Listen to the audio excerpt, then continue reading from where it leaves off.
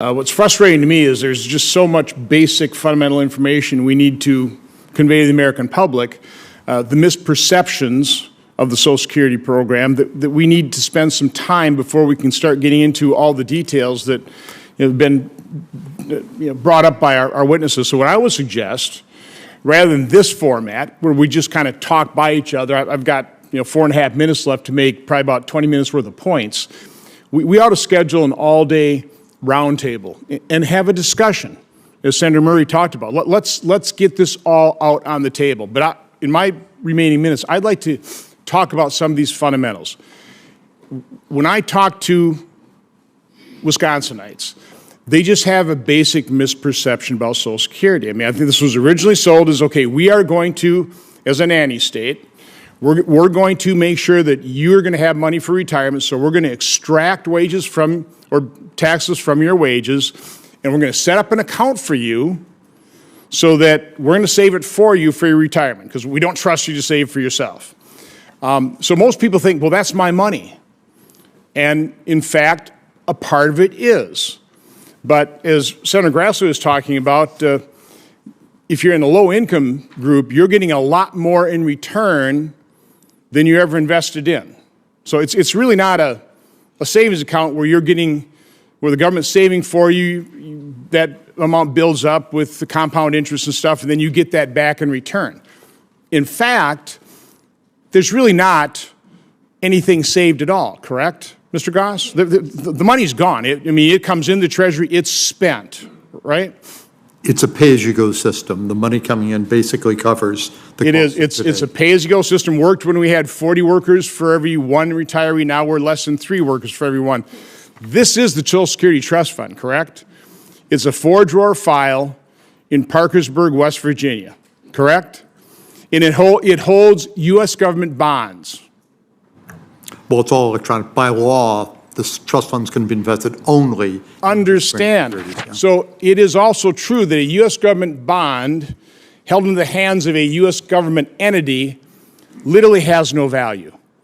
What happens when, and by the way, the funding gap began in 2010 when benefits started exceeding revenue, correct?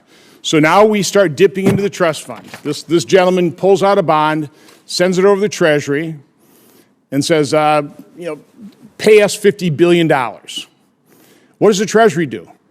They don't have $50 billion. They either just print it. I mean, Mr. Krause, what does the Treasury do? Well, the vast majority of the payments that are coming out of Social Security now are from current. Correct, but I mean, when we but we are running cash. We're dipping into this, and we're going to exhaust this accounting convention. This thing's going to be empty in 2023. And that was intended in the 1980s. I understand, but again, I just want, so the American public understands what's happening. Yeah. A bond of this gets turned over to the Treasury, and then what does the Treasury do? Well, the Treasury realizes the fact that Social Security has saved up this money. No, but again, what is the actual transaction? A $50 billion bond is handed over to the Treasury. What does the Treasury do with that $50 billion bond? Dear friends, I have bad news to share with you today. Housing costs are now reaching the highest level in years. Many are pushing for Congress to take action and help make housing more affordable. But for low-income households, there may be some relief. Across the country, numerous states are distributing relief that would help with the energy and heating cost. Dear friends, you may qualify, so make sure that you watch until the end of this video. Also, every Friday, I will be announcing winners for the Walmart gift card giveaway. If you would like to enter these weekly giveaway, friends, please make sure that you click and like several of my videos, and then comment below the keyword of each video that you watch. The more videos that you comment on, friends, the greater your chances of winning the giveaways. The low-income home energy assistance applications in the state of Arkansas will reopen on January 8th. This program helps low-income families apply for help in covering the cost of their energy bills. According to Arkansas Energy and Environment, the program is managed by 15 community-based organizations in the state, serving all 75 counties. The last day to apply is April 30th, 2024. This past Monday was the first day for many Americans to apply for help to pay their energy bills in their state.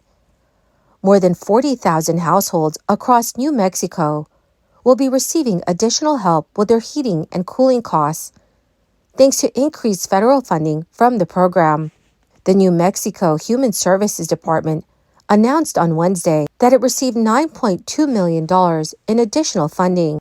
Households that received utility assistance between October 1st, 2022 and September 30th, 2023 will automatically receive an additional $200, meaning existing customers do not need to fill out an application for the increased benefit. Officials have noted that New Mexico residents can apply for the program online. All low-income families in Georgia can also now apply for a federal program to help heat their homes this winter season.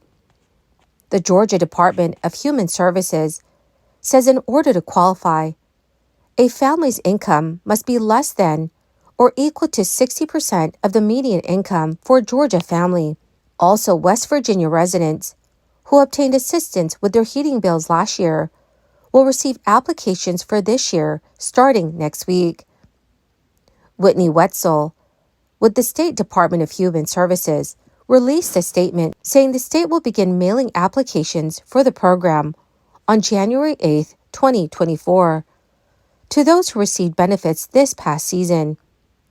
Those applications must be returned by January 26, 2024. Also, friends, according to housing economists, Americans' ability to afford a typical home in 2023 deteriorated to its worst level in nearly 40 years. By a separate measure, the housing market sunk to its least affordable clip since 1984.